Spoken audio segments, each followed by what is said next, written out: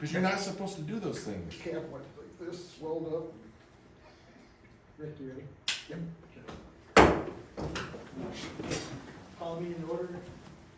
Pledge allegiance to the flag of the United States of America and to the republic for which it stands, one nation, under God, indivisible, with liberty and justice for all. Roll call, please. Councilmember Bill Reinhardt, Here. Vice Mayor Bill Earl, Here. Mayor Matt Watkins, Here. Councilmember Larry Kahn, Present. Councilmember Rick Jones. Here. All right, oath of office. All right. As I said, I'll just have all three of you stand if you don't mind. Raise your right hand. I state your name, I, Rick Johannes, solemnly swear that I will support the Constitution and the laws of the United States and the state of Michigan, and that I will faithfully discharge the duties of office of council member, according to the best of my ability, so help me God. I do. I do. You scared me for a minute. Yeah. I was wondering how you were gonna do all that. I was like, I'm gonna start making We're all notes. thinking, I'll never You be notice sorry. that my eyes start getting bigger. No, yeah, we've lost the Murray at the I second was one. like, I'm gonna make notes on this one, because Other I, guys don't like to get married. oh my god, it's too funny. You're good. That'd been funny if she just stopped and said, okay, guys. I know, please repeat. Tricia, it's still you. Oh, I'm so sorry. Nominations for the position of mayor. I apologize, I'm not quite sure how you've handled that before in the past. How I'm supposed to, I believe you just asked for nominations. is that, okay, okay, sorry, it was not done that way previously, what it was. I So- nominate Mayor Watkins to stay in his place. Okay. And one for Matt. One thing I like about doing this every 2 years is because Matt did a wonderful job. But we also have other individuals that have been here and all the time and put a lot of time in. And I'd like everybody to give me some support, for Billy. I'll support that.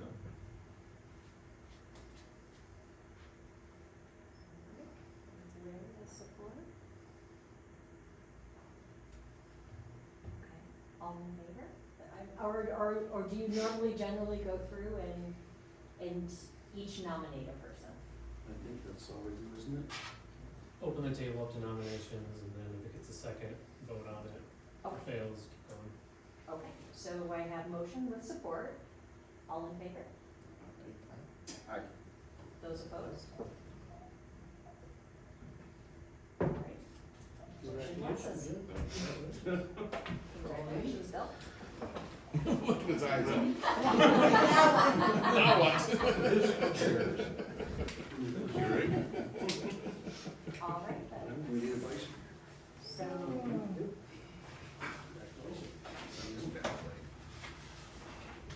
Need an ambulance, Rick? There you go. Should we call the medics? okay, and then generally, do you then open that up for, or do you choose a vice mayor? I'm sorry, I'm not familiar with how you generally do this. Just The new mayor will open it up for nominations Okay. for vice mayor. nominations for the position of vice mayor. I'll nominate Larry. I'll nominate Rick Johannes. I'll support, right? All right, all in favor? Aye. That's fine. Surprise! I've been in every position here. Anyone opposed? Motion passes. Congratulations, Rick. Here, I'll switch with you. He's not sure what just happened. Did you hear the train? I didn't even expect it. And I apologize, I was writing that down, so I had Bill Earl, and then I apologize, who seconded? That did, thank you. Congratulations. Congratulations. I didn't see this.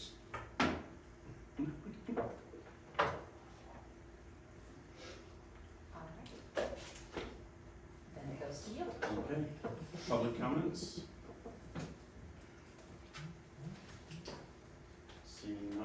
on to the consent agenda. Nothing to add on that. Okay. Somebody wanna approve? I make a motion to approve the consent agenda. Support. Okay, all those in favor to approve the consent agenda, say aye. Aye. All those opposed? Motion passed. New business, Brandon. Crystal Walsh from Avamarsh is here to give a presentation on the master plan and zoning code updates with key changes. She helped the city work through this process for the past year plus, and I suggest that she do her presentation and then we can move on to the public hearing for the master plan separately and then the zoning code update. Thank you. Crystal Welsh, Adam Marsh, 303 River Race Drive in Goshen.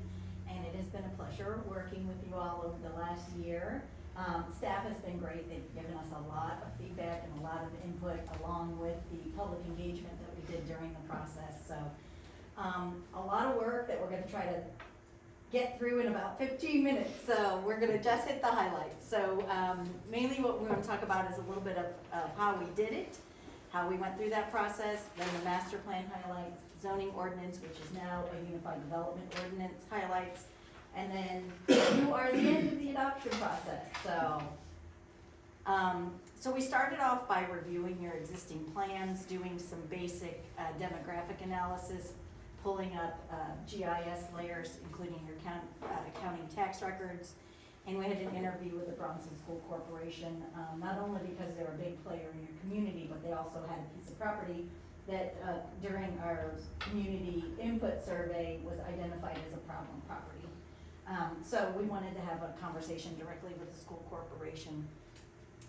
As mentioned, we had 2 different surveys during the process. One was in the fall of last year, and that was more what we call the community character survey, asking people general ideas about what they think about Bronson and what kind of community they are and what they want to be, what kind of businesses and housing they would like. And then in the spring of this year, we actually prioritized the goals via a survey. Asked the community members to participate in that process in ranking what they thought were the highest and lowest priorities of the goals that were identified. We had 3 public events during this process.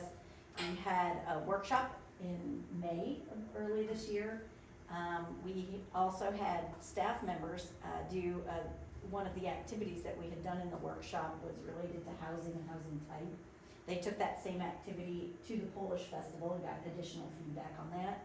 And then we had the open house in October of this year for the master plan and the zoning code update and got feedback as well. The steering committee met 3 times during this process and provided a lot of really good feedback on not only the master plan, but things that we should address in the zoning code as well. Just to let you know, the community character, we had 97 respondents to that, gave us some really good background information. And then for the goal prioritization, we had 67 people who submitted surveys. And so we think that we had a good feedback from the community as well as the public events.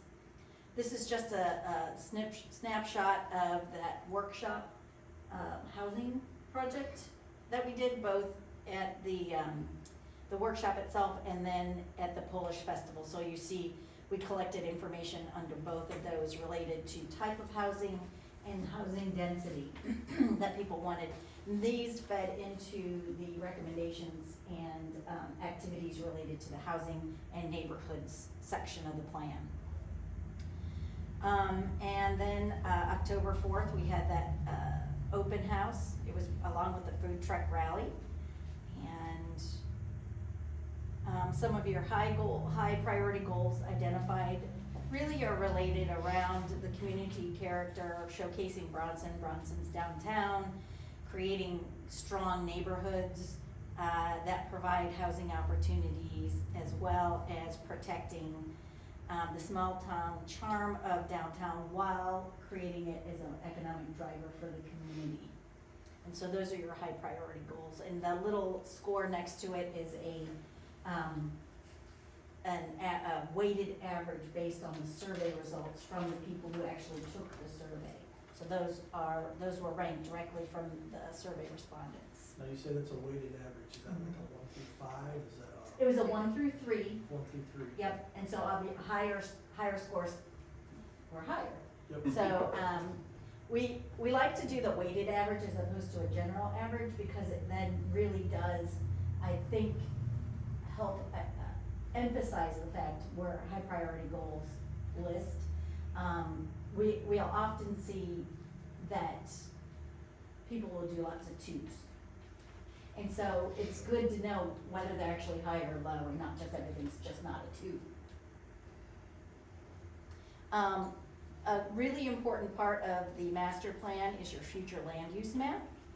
And this we actually had at the workshop and got, I thought, what was pretty good feedback from community members. We had brought a version of it with us that we had worked through with the steering committee, but did get some additional feedback from the community while we were here. Particularly, I will mention, we did not have this identified as industrial until the workshop. And so this property is an future industrial land use came in during that meeting, but that was one that I recognized, that was directly from community feedback. And in the plan, you'll see from this map, in the plan itself, you'll be able to identify each of those A through G that are identified on the map that are significant or notable changes from your current future land use map, which is there, over there on that wall. So we wanted to highlight anything that was different from what your future land use map had been before. One of the things I will say is we did extend your downtown a little bit. We added another half block or so, just to try to extend that downtown character zone, which I thought was important for your future land use, as well as we mentioned, identifying that additional industrial on the far east side, southeast side of town. You've got a lot of industrial in your northwest corner, so kind of bringing it in with the good transportation with 12. And then the last thing I will mention is along the proposed rail trail area, some of those land uses have been modified from what had been industrial uses to more commercial uses, trying to take advantage of that amenity that will be in your community when that trail gets put in. So those are some of the major land use changes that you'll notice, and we've got this identified here in that section of the plan itself.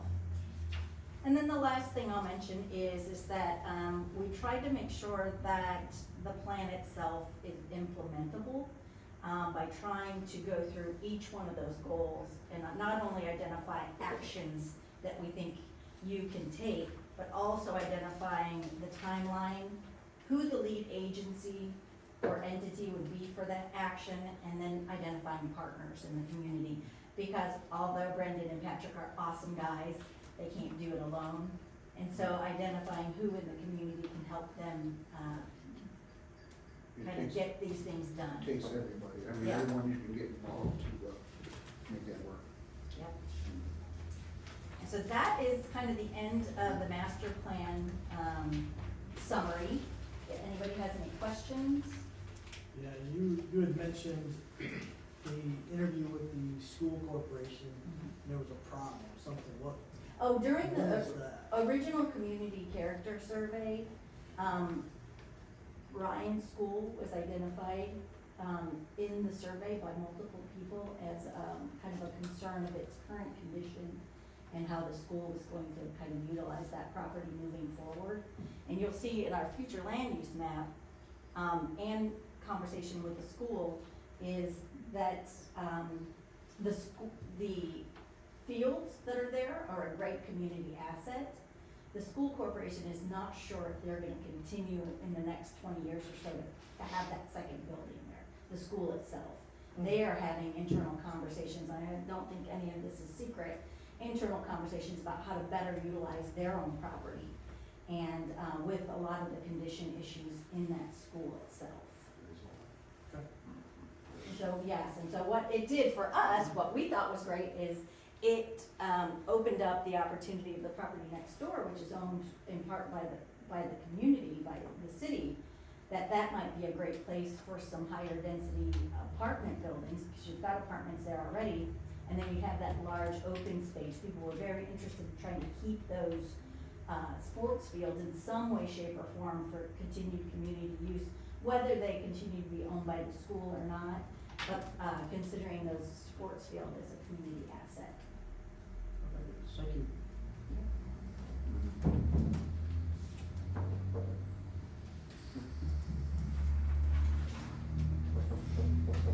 That was a great job. Really appreciate all the work and effort you put into this. It's just so much that we need to build on. A lot. Yeah, but you got good homes. This will be the guideline of the future. Yeah. That's the whole And purpose. it's nice to be in the process of being part of the build this, and make this work. Well, another thing I noticed too, being on that committee, was just because it's in there doesn't mean we have to do it either. It's just, it permits it to be done. So, Yep, and hopefully provide some guidance on how to do it and get people rallied around it. We find it important to provide those rankings in the document itself to show that there was community support around it. It doesn't mean the low priority activities don't get done, but you can't do everything at once. And so by prioritizing them, you get a better idea of what the community thinks are the most important things for you to tackle. Of course, as times change, needs change, so it's flexible enough to take care of that. Everything's changing, revolving around us. so do we have any more questions for her? I'll just add a couple things here. Mm-hmm. Back when the process started, I'll remind you that we received a $30,000 redevelopment ready communities technical assistance grant to help pay for the master plan and zoning code update. And updating the master plan and zoning code with MEDC, RRC best practices. These are the last two items we need to be able to receive the RRC essentials designation. Communities that fully align with the program's best practices can be RRC certified, which results in additional resources and benefits.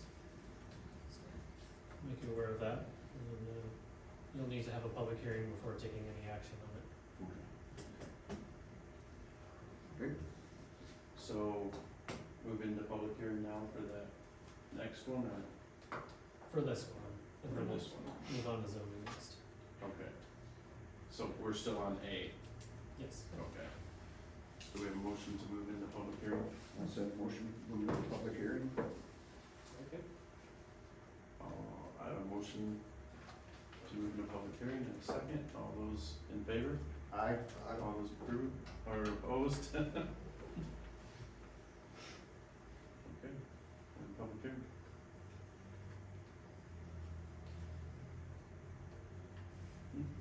Are there any comments from the public at all? Jim, you're the best we got from the public right now.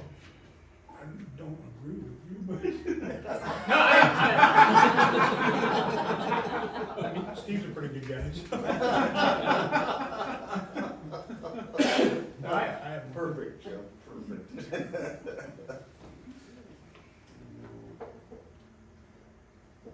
Then we go ahead and take that action. You motion to go back into regular session. Okay. Yes. Yeah, I'll we make made a motion, we adjourn for public hearing. Second. All those in favor? Aye. All those opposed? We're back in. What did you say, closed session? No, Regular session. Okay. So now I need a motion to approve. I would make a motion to approve resolution 24-11-15. I'll support. All those in favor? Aye. All those opposed? Okay. Item B, Brandon. Yeah, in the case of the 2024 City of Bronson Unified Development Ordinance, the city council is obligated to hold a public hearing on the proposed update prior to adoption. The planning commission passed a resolution recommending approval of the Unified Development Ordinance. Recommended to approve it to council at their November 7th meeting. Do I have a motion to go into public hearing? Second it, I'll make a motion to go into public hearing. Second. All those in favor? Aye. All those opposed? Okay, we're in public hearing. Jim, do you wanna say anything? Nope. Okay, do I have a motion to go back into regular session? I'd make a motion to go back into regular session. I second it. All those in favor? Aye. All those opposed? Okay, we're back in regular session. Do I have a motion to approve the, Well, Do you want me to go over the summary real quick? oh, sorry. No, you're good. I was like, well, I've done it a couple times, so you don't wanna hear it again, I'm fine. Go ahead, sorry. No, it's fine. So I again, was just this, rolling through the list. this was a related but separate project in which we, wanted to review the zoning ordinance.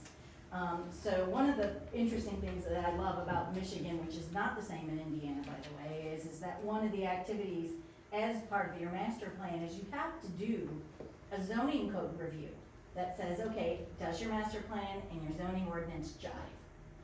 And I think it's a really great exercise. It happens that during this process, we came up with some suggestions on how we thought you would be better served through your zoning ordinance. And so we started that just by kind of looking at what you had, and then we met with staff, and they identified some issues that were consistently coming up at your Board of Zoning Appeals. And at this time, it's a really great opportunity to kind of say, okay, are there things that we make people come to the ZBA for that aren't really important to us anymore? And so two of the things we identified was, one particular was lot sizes. That you have a lot of existing lots that you couldn't, by rights, put a new house on without having to come in front of the board to get a variance on one of the conditions. So we really looked closely at the residential development standards as part of this process. And then the other thing we did is, mobile home parks were in a separate ordinance. They're a residential development process, and so we thought it was a good idea and recommended from staff that we incorporate that into the zoning ordinance. And that's one of the reasons now we're calling it a unified development ordinance, because there's more than just the zoning ordinance. It's been adopted into this process, and we'll get into that a little bit later. So just to let you know, my colleague Jordan really worked closely with Patrick and Brandon on getting the zoning ordinance put together. Lots of conversations, iterations. We provided a graphic that I think is still up on the wall about the key changes at the community open house, just to get people an idea. There were two comments that came out, notable comments that came out during that community open house, and one of them was wanted to allow smaller sized homes, as well as a desire to make home construction just easier in general. And so we took those into consideration as we were finalizing the ordinance. And then we actually had a work session on the 21st where we sat down and kind of went through the major components, and several of you were there. So just to let you know, we have provided a draft document that shows all the strike-throughs and the new text. We think it's important to show the community what it looked like before. You can kind of see it in action, and then what the final document was. And so this one it's not really up for public, but if anybody ever wanted to look at it, you have a copy of it that says, okay, this is exactly kind of what that process looked like. And we shared that during our work session. So some of the things, kind of overall themes for the ordinance process was to try to reduce regulation where it made sense. It's really important for a community to regulate the things that are important to that community. But if it isn't and it's impeding development, there's no reason to have it. So just looking, just from a common sense kind of point of view, what makes sense for the community and what you can do to continue to make sure your community looks like what you want it to look like, but not overarching restrictions that actually impede what you wanna do. So we reformatted the ordinance. We think it's a more intuitive organization. We've created graphics and tables, hopefully that'll help people understand some of the things like, oh, how do you determine where a setback is? And then also tried to take out as much jargon as we could, just to make it easy to read and understand. As we mentioned, this is going to be a unified development ordinance because it takes 4 ordinances and puts it into one. So the mobile home ordinance we talked about, as well as your sign ordinance and your subdivision ordinance and your zoning ordinance are all in one spot.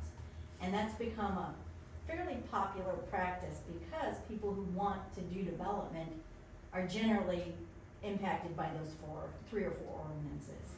And so putting them all in one spot hopefully will help it be more easy for people to follow and make sure that they understand the rules and the requirements. Again, one of the key things that we learned during the master plan process was how important the small town character, the downtown, is to this community and making sure that we protect that. And one of the ways we did that is specifically in the B2 district, which is your downtown district, and I'll get into those. But creating standards that help protect that feel of downtown. Preserving residential neighborhoods were also something that came up during the master plan that we knew was gonna be important, and trying to make sure that we, through the zoning ordinance, help facilitate infill and housing development in those neighborhoods. We tried to provide some flexibility in the lot sizing, and we eliminated parking requirements for 2 districts, the downtown, because you have public parking lots and on-street parking, and then the industrial areas. Because just being someone who uses zoning ordinances in a lot of areas, industrial developers pretty much know how much parking they need. Trying to guess on how much parking a development might need if it is a warehouse that may have 1 or 2 employees versus a light manufacturing that may have 50 employees and they are regulated the same, it doesn't make sense. One needs through traffic and getting and offloading materials, and the other needs parking spaces for employees. And so they just, generally speaking, we thought the site plan review process would be able to make sure that parking isn't an issue in your industrial areas. It's a big, And then we added some landscaping requirements to help, again, protect neighborhoods. So those landscaping requirements between a commercial and a residential use, or an industrial and a residential use, requires them to put up some sort of a landscaping buffer between the 2. And so, one of the major things that we did is just made sure that, and reinforced in the ordinance, what's called pyramid zoning. So anything that's allowed in the R1 district is gonna be allowed in R2. And it's very intuitive that, so the lower density, if you're moving through those zoning areas, that they become more intense. So you're allowed to do what's in R1 and R2, and you're allowed to do what's in R2 and R3. And our residential district is mainly where you have the most. Your commercial and your industrial are a much smaller grouping. We actually eliminated the office district, and that's not because we don't like offices, but it's because we're allowing them in all the business districts now. So you didn't need a separate office that limited a use to office or something else. You can put an office and something else. We tried to simplify definitions and measurements and provided some graphics to hopefully help people do that. And we added the definition for lot coverage in graphics because you regulated it, but you didn't define it. So we wanted to make sure that was clear. The residential districts are mainly where you see the most changes, but I think they're changes that reflect the public input and the steering committee. So we increased the maximum building coverage ratio to 40%. It was 25%. And that has to do a lot with bullet point number 3, which is we reduced the minimum lot size. So again, to accommodate your existing neighborhoods, your existing lots, without having to come in front of the board to get a variance, we've reduced that lot size. And by doing that, we wanted to make sure that then it's reflected, so the building coverage ratio had to go up as well. And we also, the side yard setback, which is not uncommon, I just think it's confusing, said you had a minimum of 5 feet, but then the two side yards together had to be 16 feet. So we thought, well, let's just do 5 feet and be done with it. And so that was another change. We reduced the dwelling unit size to 500 square foot for 1 and 2 families, and 400 for 3 or more. And that's, again, because of the comments we received about wanting smaller houses, the ability to build smaller houses. To comply with state law, during this process, the state updated their regulations for daycare, adult foster, and treatment facilities. And you have to allow them by right in our districts for small ones. So we made sure that your zoning ordinance complies with that new regulation. For some reason, our districts allowed more monument signs than other areas, so we just said you can have one. And those are really like if you create a new subdivision, that entrance sign coming off the road. So for some reason, they allowed more, so we updated that. Again, as mentioned, we reduced the overall size requirements for our 1, 2, and 3 lot sizes to accommodate for your existing lot sizes, but also to hopefully inspire some infill development as well. And then R2, the main change in R2 is it allows 2 family units by right. So that's a duplex. You can have a duplex by right now as opposed to coming to the zoning board. Again, we moved the mobile home ordinance into the residential development standards, and we clarified landscaping requirements when you're a commercial or industrial user adjacent to a residential use. And again, anything that we didn't change, you still have to get a variance for. So if you have multiple issues that are not addressed by this change, you still have to come in front of the ZBA. Business districts, B1, we clarified existing dwelling units needed to comply with the R3 standards. So that means if you've got a residential dwelling unit inside your business district, it needs to follow the R3 standards. That wasn't clear. I think it was a policy, but we wanted to make sure it was clear. The B2, we added some development standards or some architectural standards to help us meet that redevelopment ready communities requirement that Brendan was talking about. And one of those was adding transparency on the primary facades, and we added some material standards, meaning you wanted either brick or hardy plank, some wood, some materials that feel kind of like a downtown, not necessarily corrugated metal facades that are more industrial in nature. The transparency requirements means shop windows. You want your storefronts along Main Street to have storefront windows. It helps with vibrancy as well as it helps keep the streets light at night.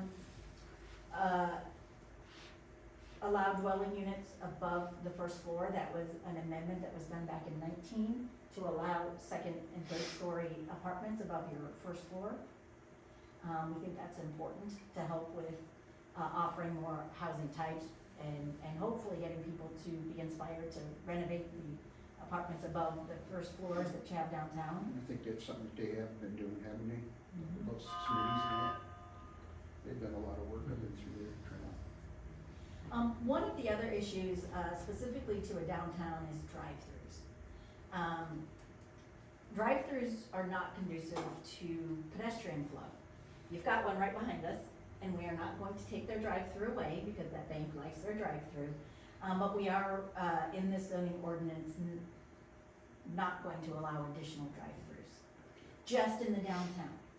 Now, once you get out of that kind of blue core area on your future land use map and your zoning map, you'll see that they will be allowed as you get a little bit on either side of town.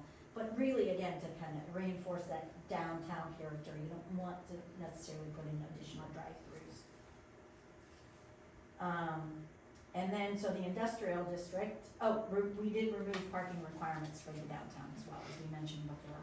And that's just because again, if you're trying to fit the character of the buildings that were built before cars were prevalent, you need to make sure that you can put the buildings, right up to the front, not worry about having to tear down buildings to add parking, which is crazy.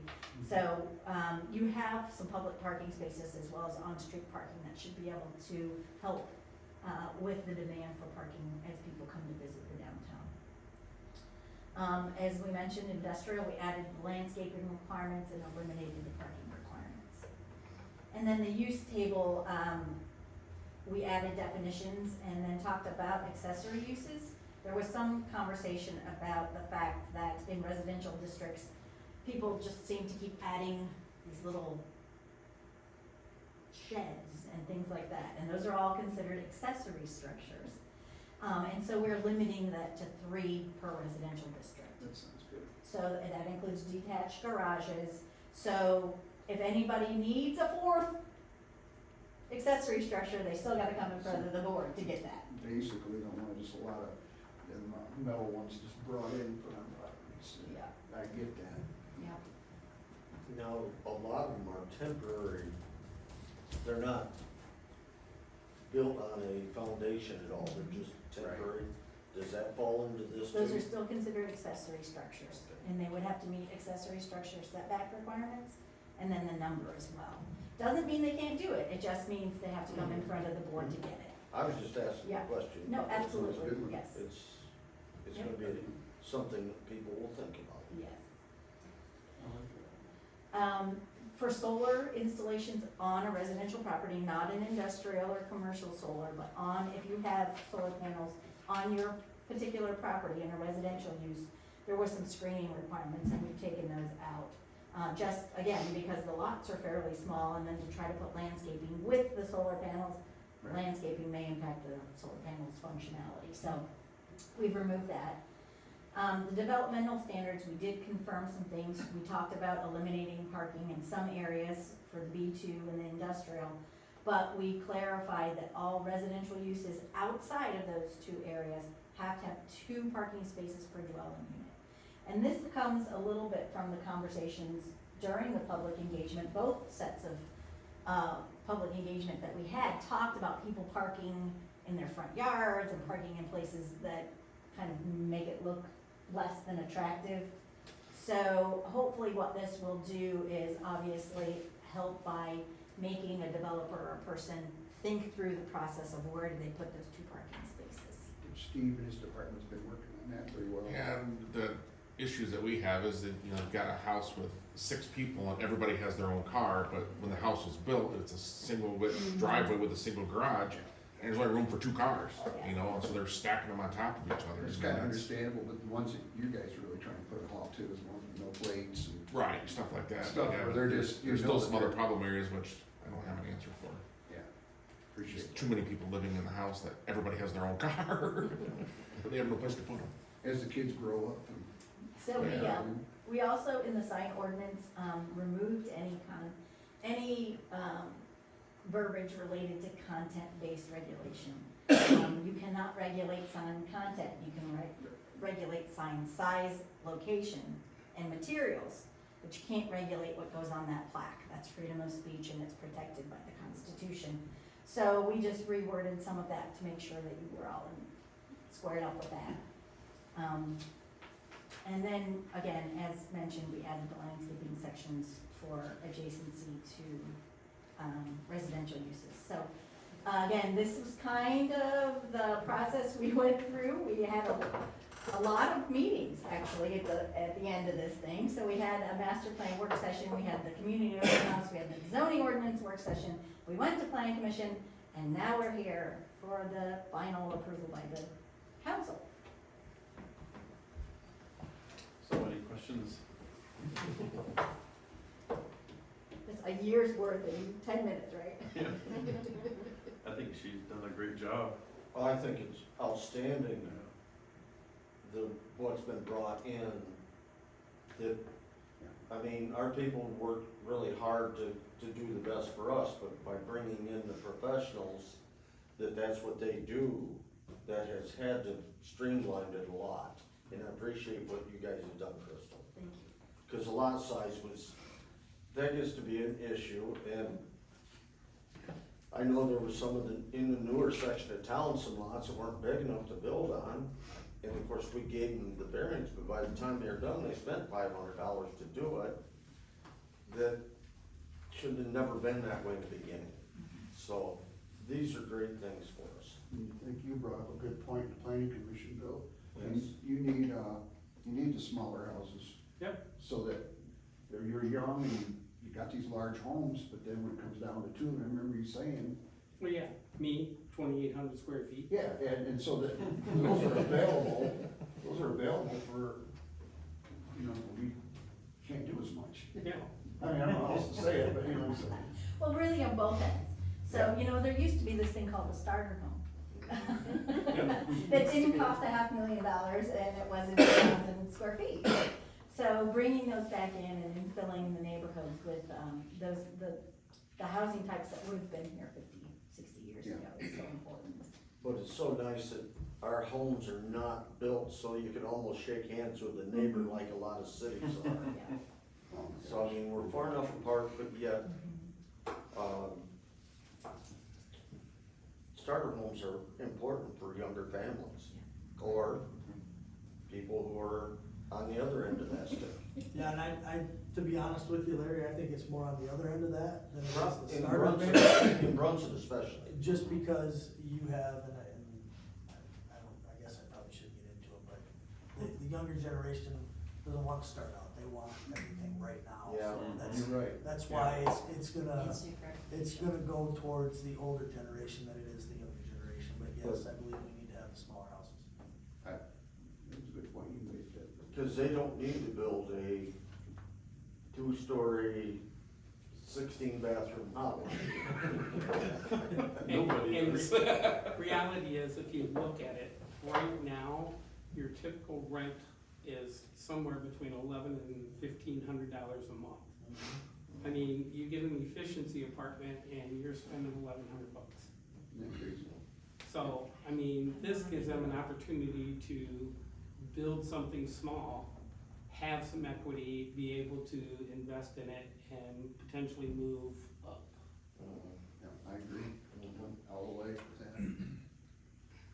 A lot of people think that way more. I know, I'm still old school. Or have 5 acres and watch your next neighbor go out and mow for 15 minutes, and you're out there 3 hours. So do we have a motion to pass the unified zoning code ordinance, now that we've seen the presentation? I will second it. We need a Me vote first. first. I'll make a motion to pass ordinance 225. I'll second it. I got ahead of myself. All those in favor? Aye. All those opposed? Motion passed. C, Brandon. Yes, thank you, Mayor Reinhardt. The city received a request for a zoning amendment on October 7th for 124 Cynthia Street. The purpose of this application is to rezone the southern portion of 232 East Chicago Street from the current B3 Community Commercial District to R2 Residential District to facilitate a parcel combination with 124 Cynthia. The applicant, Larry Wozak of 232 East Chicago, aims to utilize the rezoned property as a backyard for 124 Cynthia Street, which currently does not have a backyard at all. The subject property encompasses approximately 5,089 square feet and conforms to the just adopted 2024 Master Plan Future Land Use and Zoning Plan. In the case of this application, the council is obligated to hold at least one public hearing before taking action on the rezoning request. Notice has been given via mail to residents and property owners within 300 feet of the property in accordance with the Michigan Zoning Enabling Act. Notice was also given in the October 17th, 24 edition of the Coldwater Daily Reporter. In your packet, I provided the application along with the ordinance regarding zoning amendments, along with an MSU extension zoning checklist. At the November 7th planning commission meeting, they approved a resolution to recommend the rezoning to the city council. Any questions? Public hearing now. Oh, yeah. Need a motion to go into public hearing? I'll make it. Second? Okay, we're in public hearing.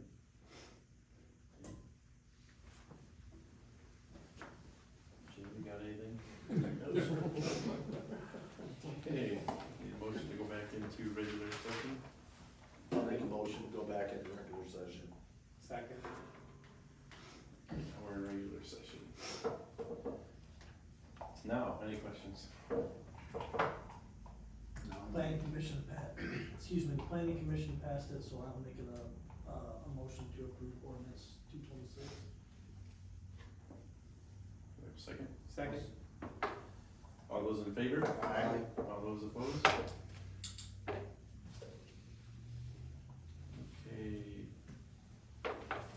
D, Brandon. Yes, this is another rezoning request for two parcels on Railroad Street, ordinance number 227. The city initiated this request for a zoning amendment on October 16th for the two parcels owned on Railroad, North Madison Street in the city of Bronson, Railroad and North Madison Street. Purpose of these requests is to rezone the parcels, which include the city's water tower north of Railroad Street and the city-owned lot south of Railroad Street from the current industrial zoning to B1 business residential. The purpose of these requests is to facilitate alignment with the just adopted 2024 master plan, updated future land use map and zoning code. Again, you have to have a public hearing before adoption. Notice was also given for this to property owners within 300 feet in accordance with the Planning Zoning Enablement Act. And notice was also given in the October 17, 2024 edition of the Coldwater Daily Reporter. The Planning Commission on November 17th recommended approval to the City Council for this item. Do you have a motion to go public hearing? I'll make the motion to go in public hearing. Second. All those in favor? Aye. All those opposed? We're in public hearing. Jim, what do you think? You're good on this one? I make a motion back in regular session. I'll support. All those in favor? Aye. All those opposed? Okay, we're back in regular session. Any questions on ordinance number 227?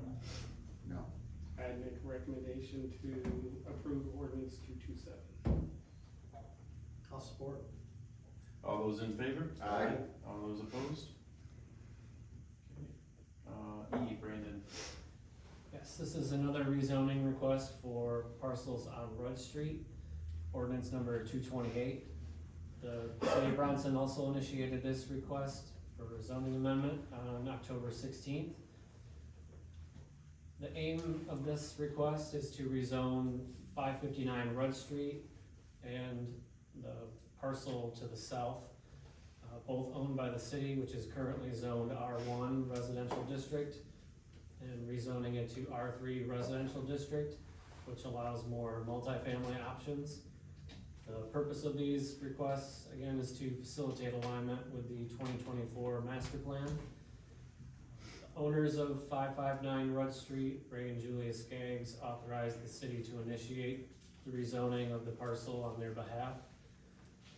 In the case of these applications, the city council is obligated to hold a public hearing, and notice was also provided in the same manner of the previous two items.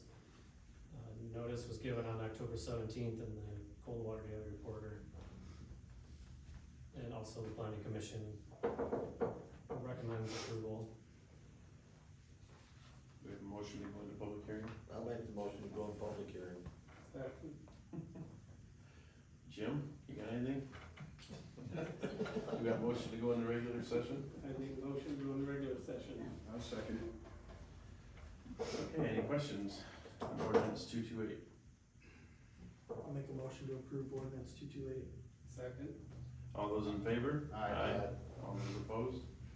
Okay, hold on, you're going really quick. So Okay, to sorry. close, was that Bill Earl and then Rick Johannes to second? And then I apologize, approval, I had Matt, correct? Yeah, correct. Okay, and second, okay, thank you. Sorry. Sorry. I'm like, just a second. If you had it to where you did roll call voting. Okay, F, Brandon. Yes, this is for audio video system for the council chambers. In the interest of finding a more reliable camera and audio recording system for city council and planning commission meetings, we've explored a couple different options for conferencing equipment. A new system would also be used for Teams meetings or having multiple staff members on a virtual meeting or conference or training. The first option we looked at was something very similar to what Branch County currently has with a computer, a large TV, and a audio video bar. And that would track who's talking in the room, and the camera would focus on that. The cost for the equipment to set up a similar system is $2,452.91, with an installation cost of $1,100 for a total of $3,537.91. Pike PC repair would be used for the contractor to do the installation for that, and staff would order the equipment. The second option is smart offices. They've reached out to me in the past. They do very similar work. Their system is different in that it would feed an HDMI cable to this side of the room to connect to a computer. So there would be no computer attached with that system, and their quote was $3,316.21. The main difference is the audio video bar. I think they recommend a more expensive one. Did you say their cost is 3,000 or 6,000? $6,316.21. I thought I heard 3, I'm sorry. The option one, I'm sorry if I said that. The other option was $3,537.91.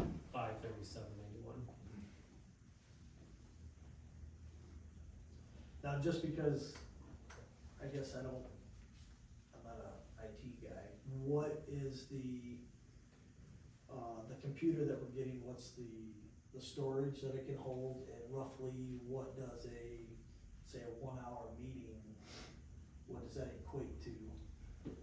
Sure. Let me see if I can find it.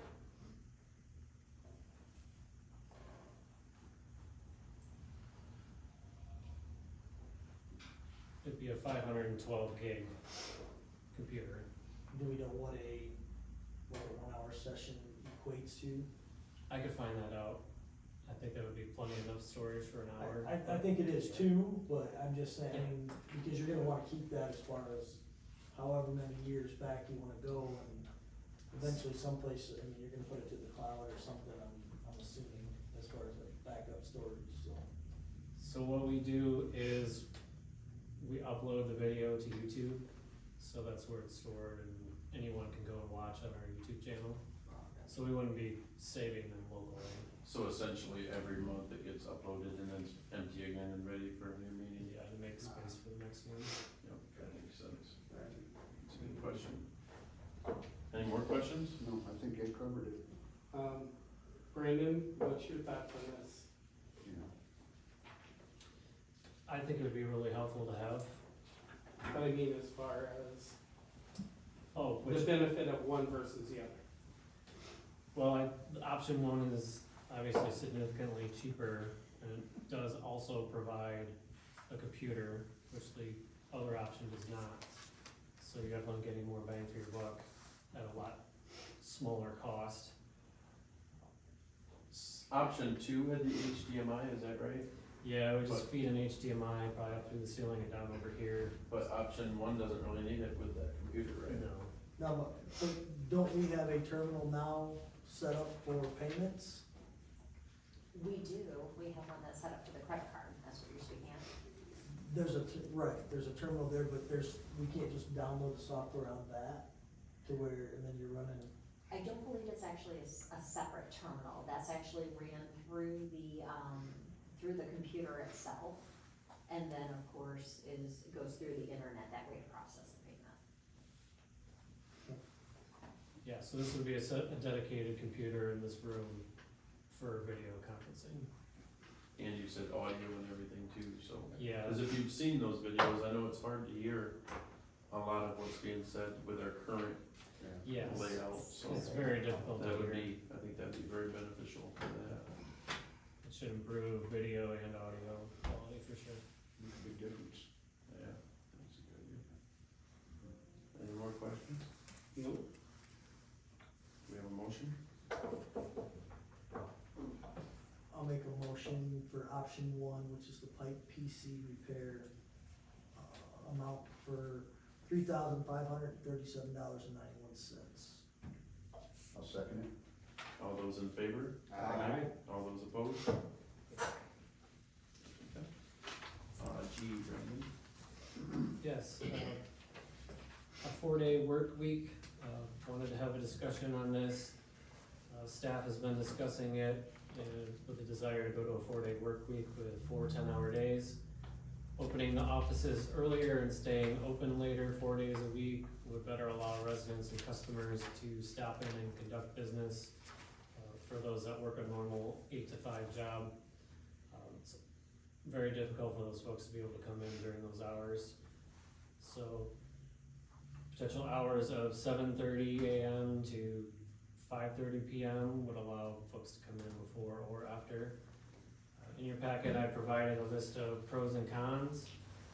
This was all based on feedback from several communities in the state who are currently operating on a 4-day schedule.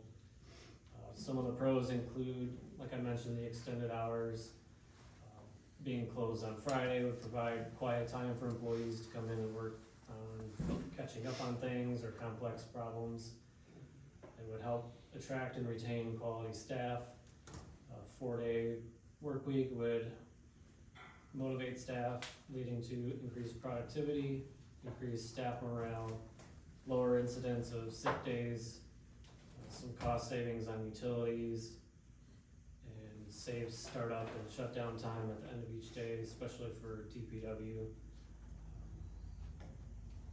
There's been increased reports of employee job satisfaction and helps to avoid days where office would be short-staffed and would include a nice work-life balance. Obviously, there's cons as well. The overall access and ability for residents who wish to conduct business on Friday would be obviously reduced. Could make it more difficult for employees that have school-age children to work those longer hours. In some of these communities, residents occasionally complain about the office being closed on Friday, and would limit the number of days to set up meetings with residents and businesses, and a longer workday for employees, obviously. The office staff would work Monday through Friday. Public Works would potentially have a 4-day work week for 6 months of the year and then go back to their schedule for 6 months. So during the fall and winter, DPW would work Monday through Friday to better cover leaf collection and snowfall events. During the spring and summer, DPW would work Monday through Friday. Longer work days in the summer would be beneficial to the DPW crew working on installing water lines, for example, or larger projects. Sometimes these projects can take all day, and the extra time would help avoid some overtime, because employees would have to stay to finish the project or leave an open hole in the street, which we don't wanna do overnight until they can come back. To avoid having the on-call person have to cover 3 days, the on-call person could work Tuesday through Friday, so that there'd be, as well, you would have a DPW employee available on Friday for incidents or emergencies. One wastewater employee would alternate working Monday through Thursday, and then the other would work Tuesday through Friday, so that there's the same number of days covered, and actually you'd have more hours covered throughout the week at the treatment plant. If council would like to move forward with this, we would probably plan a January 1st start date and begin advertising it prior to give everyone lots of notice. It could be a great benefit to the community to have extended office hours, while also benefiting the employees. I have a question. So you're saying the office would still be open Monday through Friday, you just alternate who's here? Monday through Thursday. Monday through Thursday, okay. Because that was another question I had then, was the water bill due date usually falls on Friday, how would you combat that then? We would move it to Thursday instead. I actually have a trifold bit of information that I like to give to all new residents, as well as anybody that has questions on when their bill is due, when the shut-off dates are. It goes through a year in advance to tell them what the due dates are, what the shut-off dates are, what new rates are, as well as just kind of some general information in the community about the post office, the schools, the police department, the fire department. And so we could certainly change that to make sure that people are aware of that. And then obviously we could post something at the front desk there, as well as the door, and obviously Facebook and the website, and just kind of speak to people in general to make sure that they have like a couple month notice. The nice thing is that we have water bills that are going out, well, would have been today, but with the post office closed, tomorrow, lucky you. But with the post office going out tomorrow, it's a nice opportunity to have them be able to get in before the first of the year while they're making their payment, and continually get this information to them so that they're aware of it. So I have three either comments, questions, concerns. For one, the 7:30 to 5:30, if someone is working a normal 8 to 5 shift, if they're traveling to Coldwater or Sturgis, that probably works for them. But if they're traveling to Battle Creek, Kalamazoo, 8 to 5 doesn't do any good, because they're still traveling. That 8 to 5, they have no time to come in. So I'm suggesting if we're gonna do something, maybe it has to be a 12-hour day, Monday through Thursday, and staff has to alternate like 7 to 5 and say 9 to 7, whatever that is. That gives that hour before and after a little bit more as a thought process, because again, if you're traveling more than 45 minutes, you're not gonna make it in before or after a shift on that. That is, can I make a comment in regards to that? Sure. Okay, so understandable with that. The nice thing though about having that travel time is that most everybody is set up obviously with cars and a hands-free. So it gives them that opportunity to be able to call in as well, maybe before or after work when they're on their way home, to be able to take care of those issues. But if they're coming in to make a payment. Sure. Right? Yep, and we have actually, the nice thing is we've actually reduced a lot of the in-person payments. We've gone ahead and put that QR code that's on the actual bill itself. We have a lot of people additionally that are making online payments because it's convenient for them that way. But of course, the opportunity to either call in any questions either before or after work is convenient as well.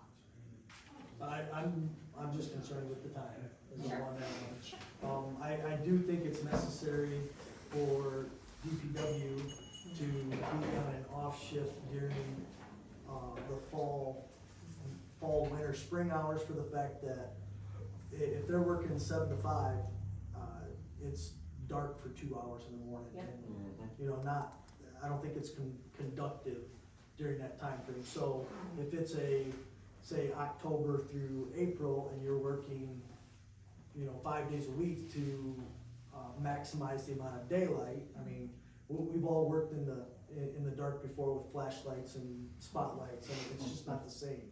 The natural daylight is something there.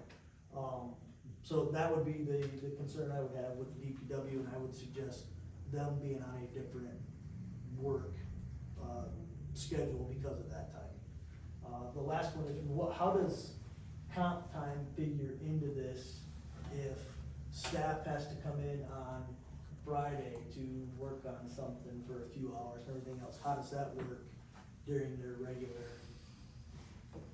according to, if they come in and work 3 hours, they're supposed to get 3 hours, or is it 4.5 hours that following week? How does that figure into this? As far as just straight comp time, it would be the same as it is now. For time off, we've already kind of been doing already, we go by hours rather than days. So to take a week off, you need 40 hours or a day. You could take 4 hours and 4 hours rather than going just by days. So if you wanted to take a day off under this scenario, you would have to use 10 hours versus 8. No, yeah, I'm talking I guess for the salary personnel, right, not the hourly. The hourly is something different because that's accounted for different, but, you know, supervisors or whatnot, that's on a salary. If they work more than the 40 hours, those extra hours are accrued at that time and a half essentially. So 3 hours is 4.5 hours of comp time that they're supposed to be getting off within the next pay, or in that same pay period, correct? Yeah, we generally ask that you try to use it in the same pay period, if at all possible. I just see how that might get a little bit messy to where instead of 4 days coverage, now you're down to 3.5 essentially, it could be, right, in certain areas for that person. Am I not looking at that right? No, you are, and I think, I mean, I know like, in the office itself, really salary individuals are Brandon, myself, and Patrick. I know that the use of comp time, I mean, I'll speak for myself in this case, a lot of times, I don't take lunches throughout the week, I'll just work through, run to the bank, grab a snack on the way back and come back to the office.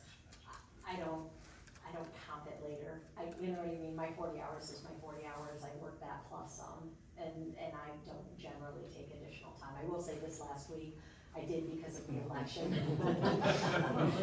Because I was exhausted, you know, but I mean, I think in general, you know, Patrick's kind of the same way that way, you know, a couple hours here or a couple hours there as well, you know, Brandon. It's not like then we're looking at going, okay, I work 2 hours, so now I get to take 3 hours off. You know, I mean, it's like, if God forbid you have to leave a little early, usually you've got some comp time to cover something like You that. balance your time. Yeah, You make sure that exactly. you're not. Yeah, it's more based on the job rather than the additional hours. And again, as long as we're looking at that, I don't really Yeah. have any problems. I guess Yeah. those were the things that stuck out to me. Sure. Yeah, valid concerns. Good question. I My will- concern is, we're a customer service based company. Our whole thing is taking care of our customers. And I don't think shutting down Friday takes care of our customers. So, I have a concern over that. I just really believe that we can't shut the offices down or city services shorter than what they're already getting right now. And I feel we owe it to our constituents to maintain what they have expected through the years. I think in rebuttal to that, There's we're lots of also, rebuttals. we're also adding more hours to each day that we are, so for those people, like, somebody said, that work a little later, they now have the opportunity to come in person still if they need to for something, where they might not have before. So, I mean, I see your point, but I see the good sides on that too, so, Everybody has their opinion. you know. I guess I haven't asked, or anyway, how's it perceived in the county? Cause I know the county does that right now, as far as, the road commission and everything else. They're 4 days throughout the summer months and then, I guess Does the how, courthouse do that? what's that? Does the courthouse do that? No, I said the road commission, I said the county. Yeah, I knew the road commission did. But they were the only ones that I was aware of in the county. Correct. Village of Quincy does as well, they work 4 10-hour days. What's your opinion, Jerry? I like 4 10-hour days. Did it work okay for you guys? What's that? That works all right for you guys? Yeah, me and Adam just have to alternate Okay. Monday through Thursday and Tuesday through Friday for his work, cause I'm our sure- 5 day a week lab is longer than the weekend lab. I mean, I agree with you. I don't believe, you know, just what you said, the customer service. the 5 days a week. I mean, that's what they're used to and everything else. If we want to figure out how to split it up to where, you know, you only work 4 days, but we still have 5 days of coverage, meaning, you know, on a Monday or a Friday, you might be a little quote unquote short-staffed because of how that is, but we still have the coverage.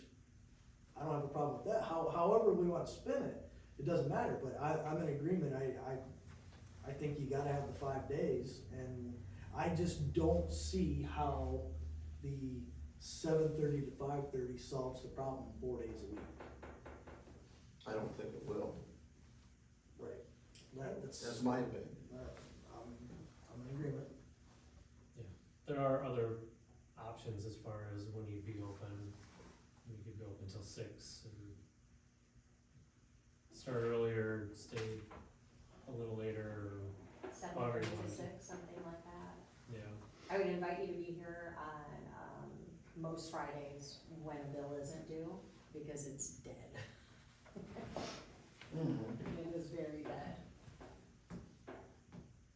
Which is nice, don't get me wrong, you get a lot of stuff done, but. Would it be in our best interest to table this for right now and see what we can come up with for a solid plan for keeping the office open and the services all available for 5 days? I mean, is it worth getting community input? I don't know. Jim, what do you think? No, really. I agree with what you're saying about the 5 days, but I think for employee, I've always liked the 10-hour days, instead of 5 days a week. My concern is how many people work at the water treatment plant? Just 2. So somebody be there 5 days a week, but that guy on Friday ends up having 8 hours comp time coming for some reason that he built up. He can't take it on Friday because he's not gonna be there, nobody's gonna be there on Friday. He'd have to take it on Monday, but that doesn't work.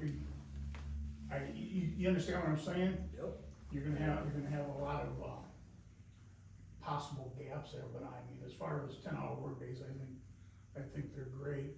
You could possibly do 10-hour days and you'd have to figure it out. Police departments do it, they work 10-hour days and then they get so many days off, you can work it out where they get a Friday or a Monday or something like that. You know what I'm talking about, right? So he's the expert on that, so. you can ask Well, I'm him. on the expert. But, she can come in Monday through Thursday, 10-hour days, she gets Friday off, somebody else comes in on Friday, they're off Saturday and Sunday, they work Monday, Tuesday, Wednesday, rotate it that way. That way you've got somebody here. But 10-hour days are great because, I guess, Jim, my thought is, as far as the constituents, Yeah. how do you feel they would see this if there was a closed Friday? to be honest with you, I don't think people are gonna care. No? I don't, you know, that's my own personal feeling, you know. Not being able to pay your water bill on Friday, some people don't get paid till Friday, and they live paycheck to paycheck, as many, I'm not putting anybody down, but as many people do. They might not be able to pay their water bill till Friday when they get paid. So maybe we should move the date to the following Monday instead of the Thursday before. We could always do that. There are multiple would help. options. That would help the constituents better. I mean, I think that's a more viable option than moving it to Thursday, just because there are a lot less people, I believe, that have checking accounts Okay. with actual physical checks, to where I can write the check today, knowing that you're not gonna deposit tomorrow. I'm not in a hurt because I'm gonna get paid tomorrow, right? Whereas if I've gotta do it on a credit card, or I've gotta do it whatever online, it's real time, that affects that person immediately, rather than playing the check game that people used to do at that point. So I see a problem with payments on Thursday rather than Fridays when they're normally due because of that issue, to where it would have to go to a Monday. But I think, Larry, to your point, I think, this needs some more discussion with some more thought behind it. I'm not comfortable recommending anything for the 1st of January at this point. I'm not either. I am if it was a trial, I think, if we did like 1st of January till April, do like a 3-month trial period, see how it goes, how it's But you need perceived. to, before that happens, there has to be a lot more thought process as into what's gonna happen and what's it gonna look like. Right now with what we're discussing, there's too many options, too many, thoughts out there, concerns, Mhm. problems, whatever, that they need to be addressed, and we need to have a good, So I wanna make sure that we all talk about this appropriately and stuff. What are the very specific concerns that you have? I mean, obviously, bill due dates. well, I think the office being open on Friday, to Larry's concern. DPW needs to be on a different schedule just because of daylight concerns, because of, Yeah. different seasons. But we still have to have somebody on DBW here on Fridays. I'm not disagreeing. Yeah. We would have the on-call person start their week on Tuesday and end on Friday. So they would be here on Friday. There would be a DPW employee here on Friday as well as a wastewater employee.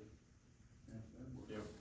And that only happens, again, for 6 months essentially, because I just don't see how you can go 5 days a week, because I don't believe there's enough daylight to make it beneficial this time of year. Yeah, Yeah, this is definitely. absolutely not the time that you would wanna do that. You Correct. definitely wanna be on the 5 days a week. Correct. I think, you had stopped in the one time, and I know we had spoken about like Labor Day, I think it Yeah, was, till like Whatever it is. I Easter, think- until the end, you need that 6-month time period, Yep. that might be a good option that way. Yeah, that's what I would recommend. I wouldn't recommend it doing Yeah, it all year Yeah. for those reasons, and leave collection and snow removal. You have people here 5 days a week. Yeah. Even from, like, when the time changes, you could do it, time change to time change is a pretty decent time too, probably. Cause time changes when we get dark quick and, Yeah, but you Yeah. still have that Right. overlap for about a month each way, yeah. so that's why I know you guys did it in Quincy. we did, it was beneficial. I will tell you that you're always gonna have a complaint from a resident, because Yeah. they're gonna be like, oh, but I was here Friday, and it's like, until the day I left, it was, but I was here Friday. When did you stop being open on Fridays? And I'm like, well, I've been here for 12 years, and we were never open on Fridays that entire time. So you're always gonna have that. I will tell you that the hours in Quincy were from 7:30 to 6. So you were open at 7:30 and you were there a little bit later. It was beneficial to people that way. I know, staff kind of looked at it and said, oh, if we could do the 7:30 to 5:30, that would be great. And then, basically take the 15-minute breaks that were allowed and incorporate that as our lunch. And another way you can look at this though is it's a benefit for the employees. I would think they would consider that a benefit to have an extra day every Absolutely. week. And it doesn't cost the city anything to give them that benefit. from, In from fact, we the, would save some money in some areas probably, from the employee aspect, from the employee I aspect. absolutely agree, and I can see where this is something to be Right. discussed and take very seriously, but as a customer service aspect that Larry brought up, I've got concerns but again, I'm just one person, so. Yeah, I guess what's the percentage of people that pay it online, that pay their bills online? And how many come in on Fridays when a bill's due and all that stuff? That'd be Careful how you good stuff ask that, too. because you're asking her to try to come up with a lot of. No, I'm just saying, it might be But I a, can tell you, I can tell you that looking at previously what was being done credit card wise and paying online, before I started, looking at those numbers and stuff were significantly smaller. Now we see a huge amount of payments that are coming in online over the weekends, credit cards, e-checks, different things like that, cause it's a convenience thing. It's super convenient for people. But- You're always gonna have your Dropbox people, and you're always gonna have your people that wanna come in. So you've always got the Dropbox that's available. You do have regular hours that are would be Monday through Thursday, potentially. You've got that time beforehand, time a little bit afterwards. You're always going to have one person, two people, you know what I mean, that are just gonna be like, hey, that wasn't convenient for me because I was here on Friday. But we get that stuff now, hey, that wasn't convenient for me, I was here at 6 o'clock and where were you? Here's, and maybe I should make this generalization, this is an older community, Sure. okay? So, that one or two people that you're gonna have that are gonna complain are gonna be the people that are retired, that could come in during that time, but they're gonna wanna come in Friday because Yeah. that's their normal schedule. Yeah. And it's not going to be conducive to them. It didn't line up with their Correct. plans, I get it, I get it. Someday that'll be me. I mean, People do generally come around to different schedules, I mean, let's face it, everything is evolving and changing. Wait a minute, Oh, except for us you. old people Yeah, and I don't do. do this. It's like You seeing don't if evolve. they're I know, I in get the middle of the day and it's 90 degrees, where were you living? I think the only other one for my concerns on there would be the length of time if it's a 4-hour day. The 7:30 to 5:30, I don't think is a good time You frame. don't So think that's long if enough? you're gonna go with a 4-day, I think you need to figure out what that time is to allot for that, because again, Gotcha. 8 to 5, if I've gotta travel 45 minutes, I'm leaving at 7 o'clock in the morning anyway, I'm never gonna make it in here by 7:30, obviously, to make it to work on time. I leave at 5 o'clock, I'm not gonna make it home, I'm not gonna make it here by 5:30, so Okay. that's, So would it be more feasible for you, customers as well, if we did something more in the lines of the office being open from like even 7 o'clock in the morning until 6 o'clock in the evening? And we take turns as to who would be here at 7 and go home earlier that day, or, we take turns as a week as to who would be here until later at 6. again, I think I think there's things for discussion. I don't really have a good answer for that. Gotcha. Okay, I mean, I would want to probably talk to community members and find out what is your transit, right? What's your travel time to work?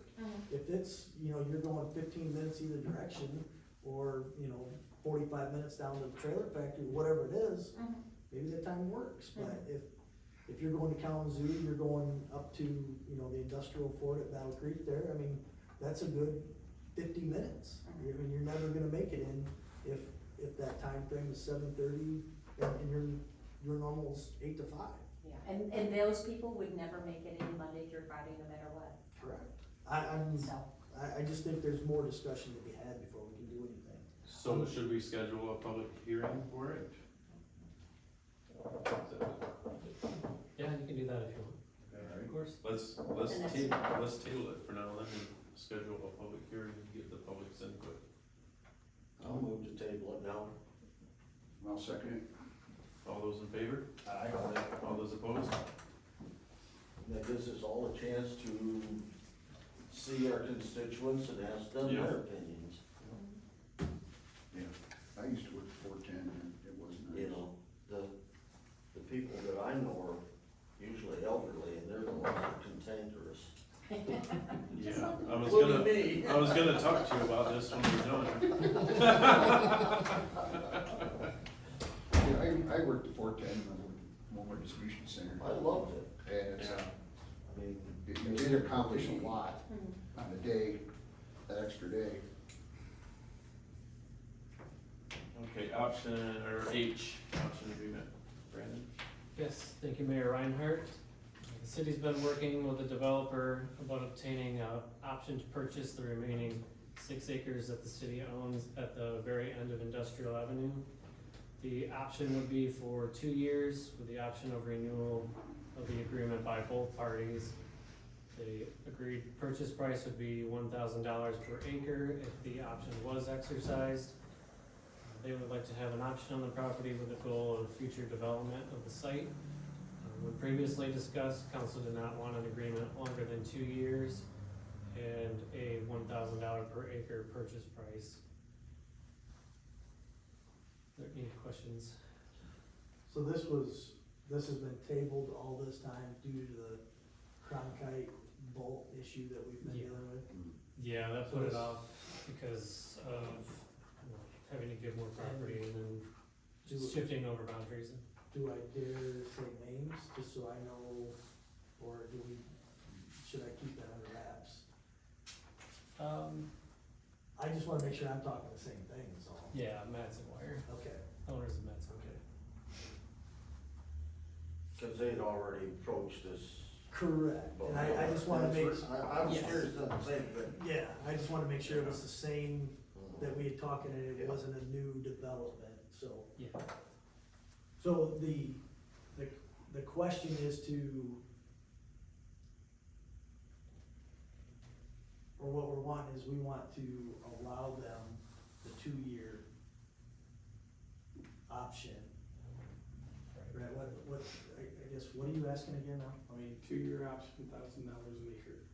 Right, so they have 2 years to either purchase it or develop it, or purchase it, or, you know, if they wanna continue to wait, you can renew it at the end of the 2 years. So there's really not, we're holding out, we're not gonna sell it for 2 years, essentially is what you're, okay, They have the first right.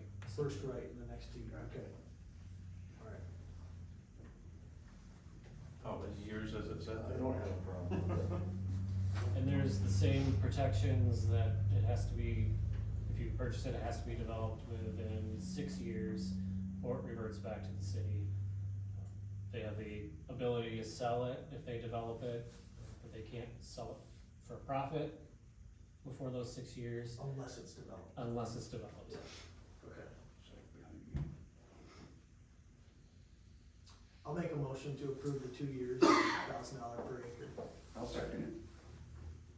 All those in favor? Aye. All those opposed? City staff comments? I'll go first. Halloween went really smooth. We had, police department took part in the trunk or treat at the library.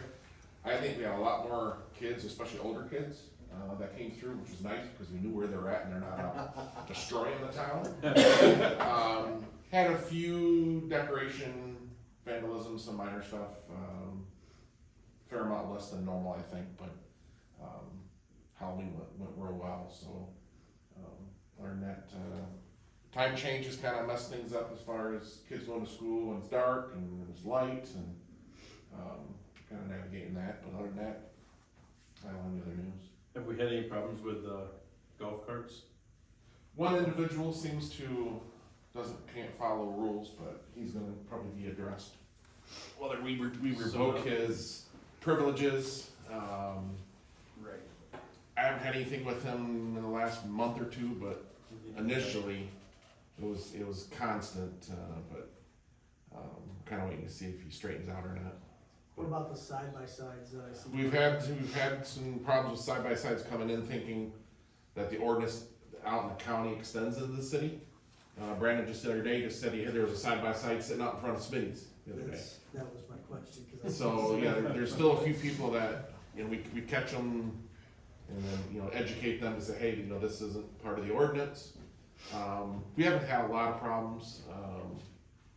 The most that I've seen they're sneaking in from the west side of town to hit the Viking Express gas station, and then they're kind of buzzing back out, but they're taking US 12 to do it, and you still can't ride them on 12. But that's outside our jurisdiction, so. But overall, not a lot of problems, just here and there, occasionally we do, but, we're not seeing a lot, no. It's basically a reminder. Yeah. And then once you usually talk to them, you usually don't have a problem with that individual again, it's usually somebody else from outside of town coming in. But overall, not a big problem. And I really haven't seen a lot of golf carts out, I've seen a few. Halloween, we saw a number of them, because the weather was nice and they were out and about, but other than that, we're not seeing a lot, especially this time of year, it's starting to cool off. And, Right. you know, it's not middle of summer where they wanna buzz around, so we're not seeing a lot of issues, no. You do. Nice. That's all I have. Everything's been good, water and wastewater. Doug Anderson should start hauling sludge this week, get that emptied out before winter. That's the only big thing we have. October was a busy month, very dry. I think we had 7 combine fires. The academy's underway, we have 5 students in the academy, so that's awesome. Police station, the old police station's moving along nicely, the ceiling's up, drywall's up. Rick and I are gonna do some work in there Wednesday, I think, we're gonna get the walls painted, and, electricians were in today, so we're hoping in the next couple of weeks we can kind of wrap that project up and, have some of the academy classes at our facility. Barring any other questions, that's my report.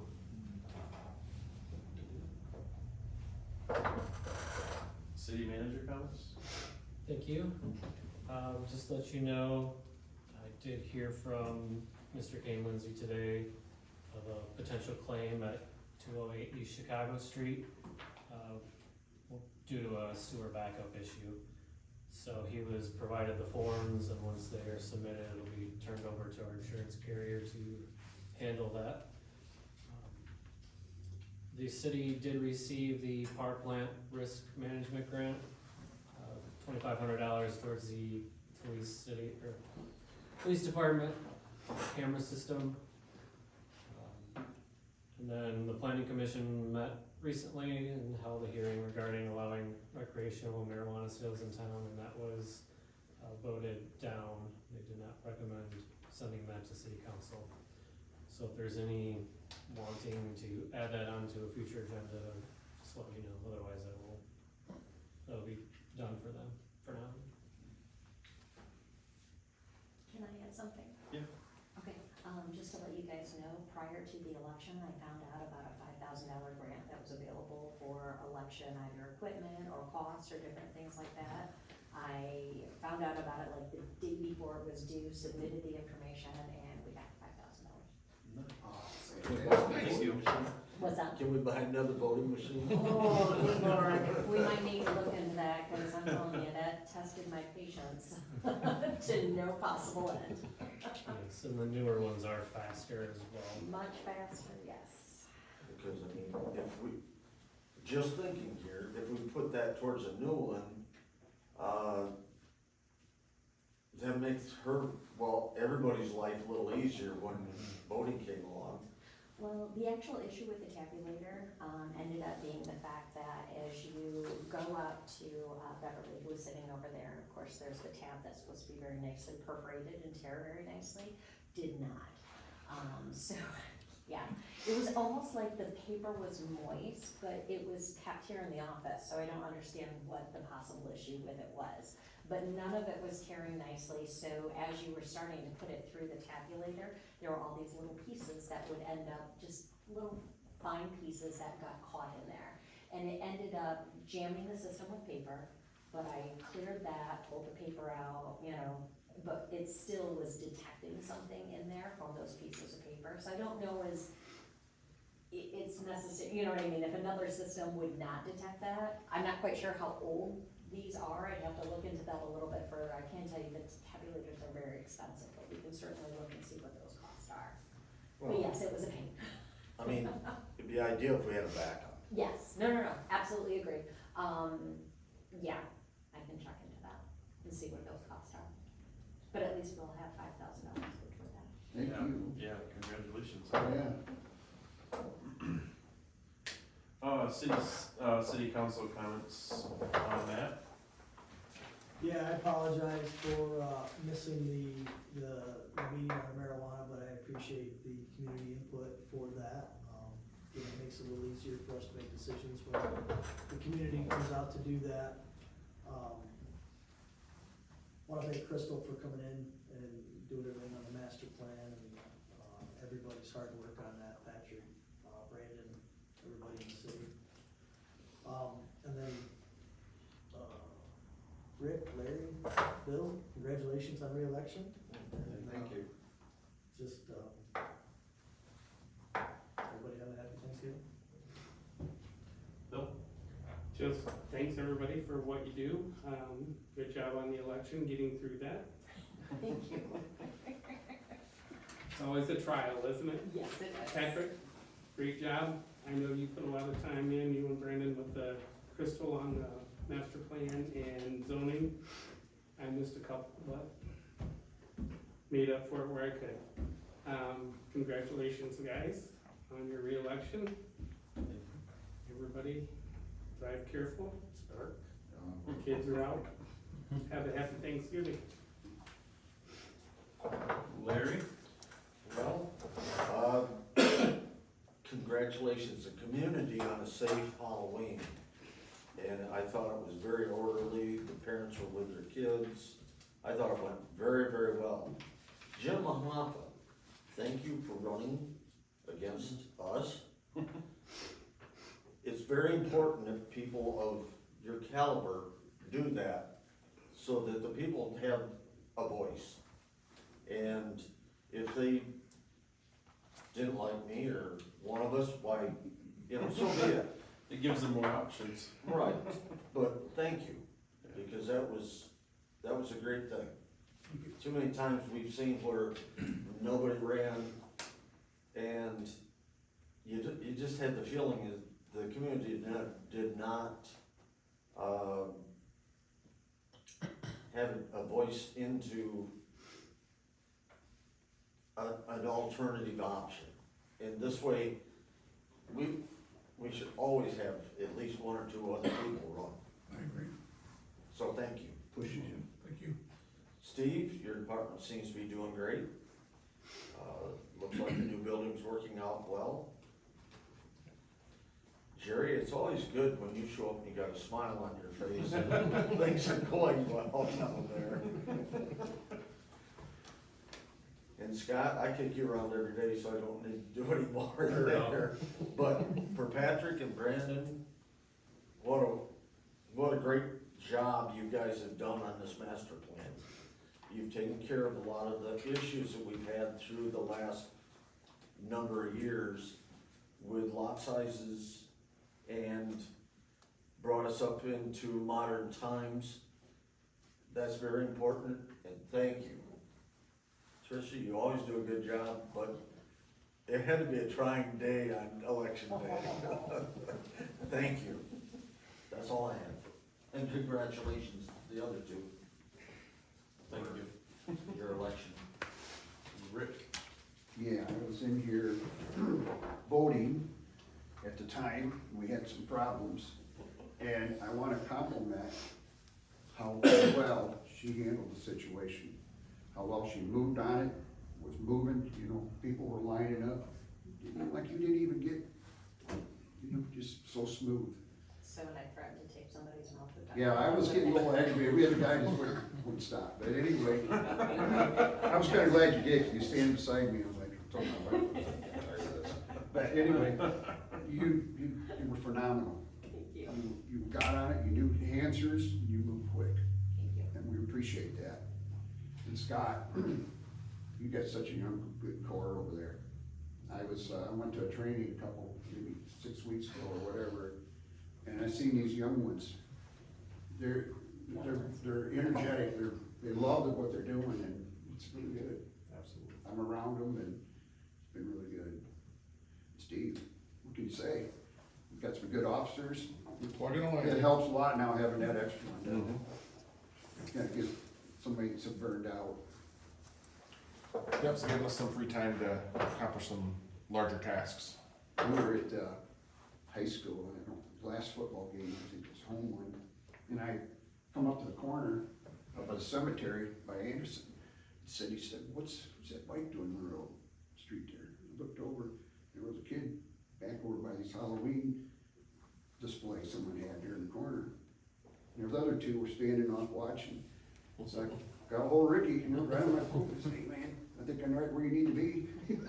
He said, I'm on it, you know, so he may have saved something that night. They're all dressed in dark clothes, pretty obvious something wasn't going right. Yeah. But thank you, everybody. Appreciate you, Jerry, everything you and Evan do. I guess that's it. I don't have much left I can say that they haven't said, so I wanna echo all their sentiments to all you guys. Sentiments, not sediments. That's Jerry's. That's Jerry's job. But, yeah, I think we got a really great team in our community here, between our city employees, our city staff here in the office, and our council members. I feel like we're a great team. We don't always agree on everything, but we always make good decisions well, I think, and we help, bend each other's brains in the right direction, I think, so. I hope we never agree on everything. I hope we don't. Because that's what exercises you. And that's what sometimes brings up the better, you know? And, I think that's it. Do we have a motion? I'll make a motion.